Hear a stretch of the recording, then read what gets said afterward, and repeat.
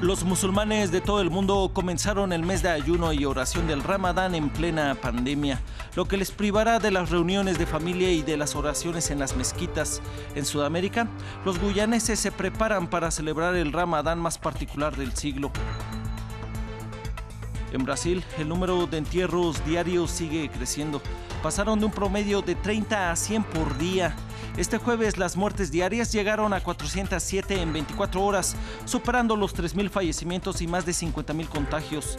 El presidente Jair Bolsonaro argumenta que todo está bajo control. Hoy se cumplen 105 años del genocidio armenio a manos de los soldados del entonces Imperio Otomano, que hoy Turquía niega. Y por primera vez no se rinde un homenaje masivo en memoria de las víctimas, pero sí se realizaron actos como apagar las luces de la calle y hacer sonar las campanas de las iglesias. Analizamos en esta emisión. Hola, ¿cómo están? Buenos días en América Latina y a todos ustedes que nos siguen por la señal de France 24. Mi nombre es Alan Austria. Hoy que es 24 de abril, sean bienvenidos, muchas gracias por comenzar su viernes con nosotros. Empezamos actualizando la información sobre el COVID-19 y las cifras que deja al momento a nivel global. Y es que los casos confirmados ya son más de 2.719.000. Pacientes recuperados superan los 745.000, mientras que la cifra de personas que han fallecido es mayor a 191.000. Este año, el Ramadán será particularmente difícil y triste para los musulmanes de todo el mundo que comenzaron el mes de ayuno y oración en plena pandemia, lo cual les privará de las reuniones de familia y de las oraciones en las mezquitas que están cerradas por medidas impuestas ante el coronavirus. Indonesia, el país con mayor número de musulmanes del mundo, tiene medidas restrictivas, así como Mauritania, donde las autoridades religiosas advirtieron que limitarán a solo 2 personas el acceso a las diferentes mezquitas en este país. Guyana, por su parte, es el país más diverso étnicamente de nuestro continente y posee, junto a Surinam, el porcentaje de musulmanes más alto de Sudamérica. Así se preparaba este país para celebrar el Ramadán más excepcional y solitario del siglo. Nuestra corresponsal, Valeria Sacone, tiene la historia.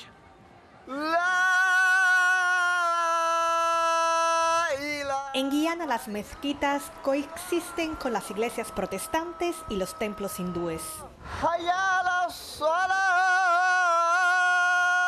El islamismo llegó de la mano de los esclavos africanos, cuyos descendientes hoy representan 1/3 de la población. Los inmigrantes de la India que se instalaron en la época colonial contribuyeron a su consolidación.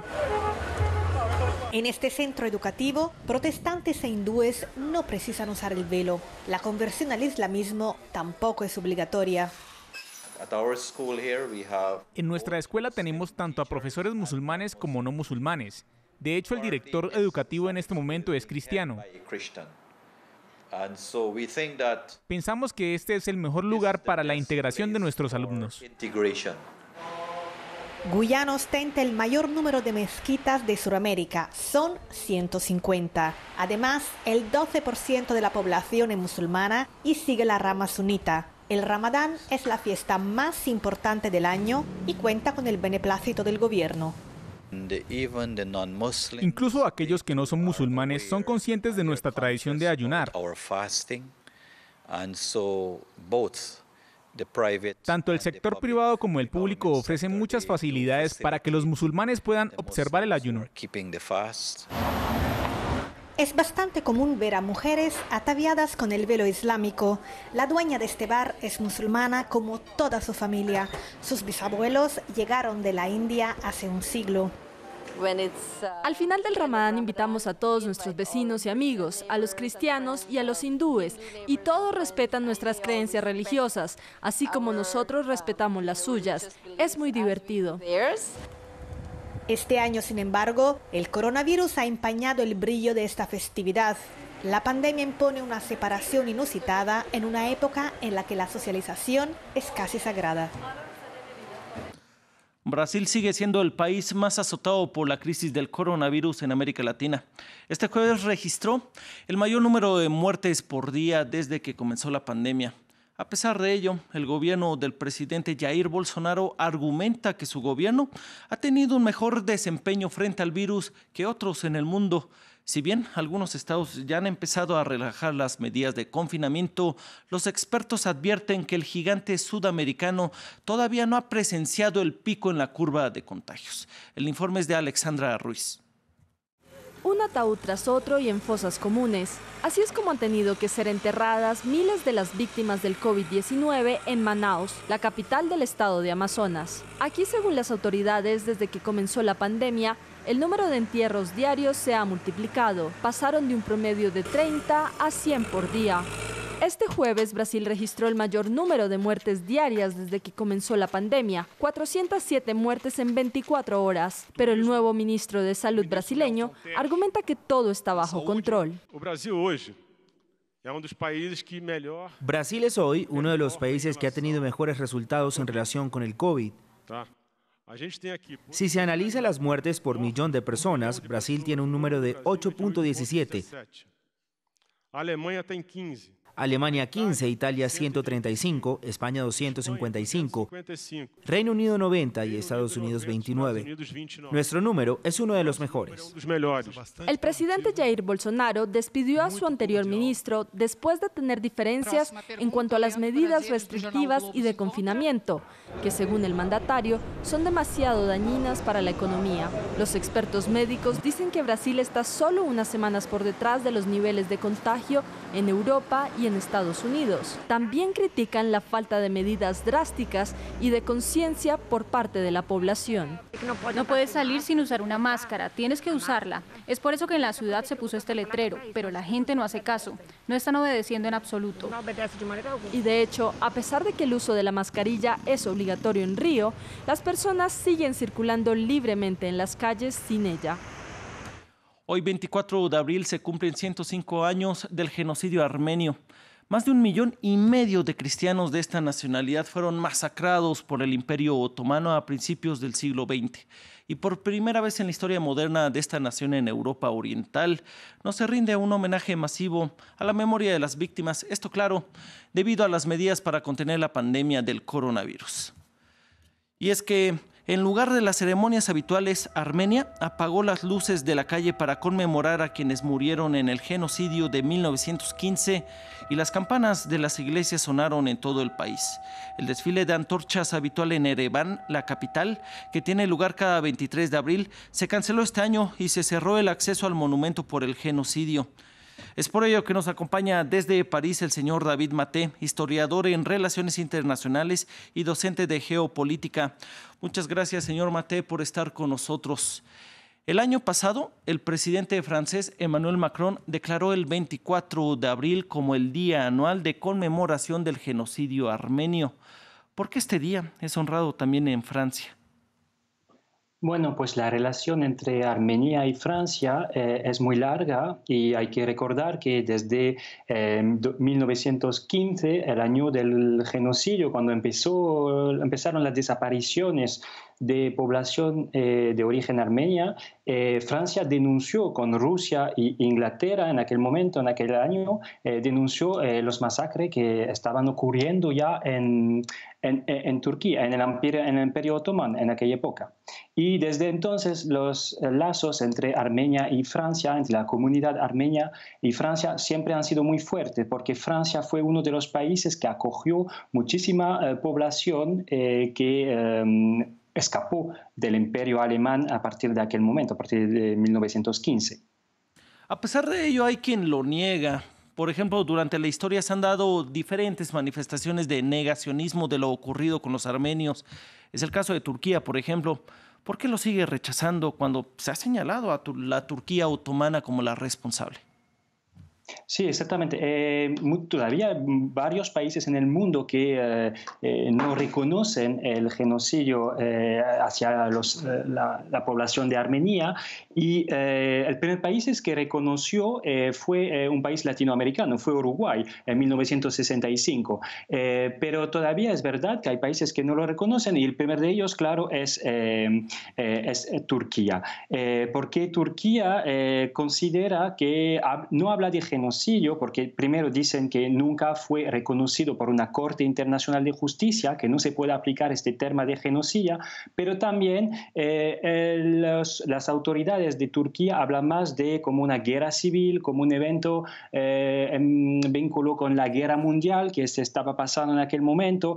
Habla de una tragedia compleja más bien que un genocidio. También minimiza el nombre de muertos. Usted habló de 1,5 millones de víctimas de este genocidio. Turquía habla más de 1 millón, un poco menos de 1 millón. Hay mucha polémica sobre este tema, sobre todo en Turquía, que no quiere reconocerlo. Y Erdogan, que muchas veces le hablan de esto, los periodistas o los políticos, él llama a los historiadores a hacer un trabajo sobre este tema, pero la situación es un poco compleja en este país porque no se puede investigar todavía todos los archivos de esta época. Y quiero recordar que en 2007 un periodista que trabajaba sobre este tema fue asesinado en Estambul, en Turquía, hace 10 años, 12 años. Entonces todavía está muy polémica este tema en Turquía, quien sigue negando el genocidio armenio. Perdón. Muchas gracias, señor David Maté, por su análisis. Él es historiador en relaciones internacionales y docente de geopolítica. Y vamos ahora precisamente a Francia, donde uno de los sectores más afectados es el de la restauración.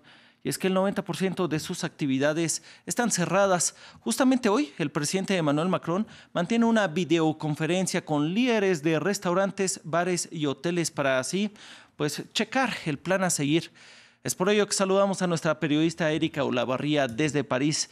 Erika, ¿cuál es la propuesta de ambos lados?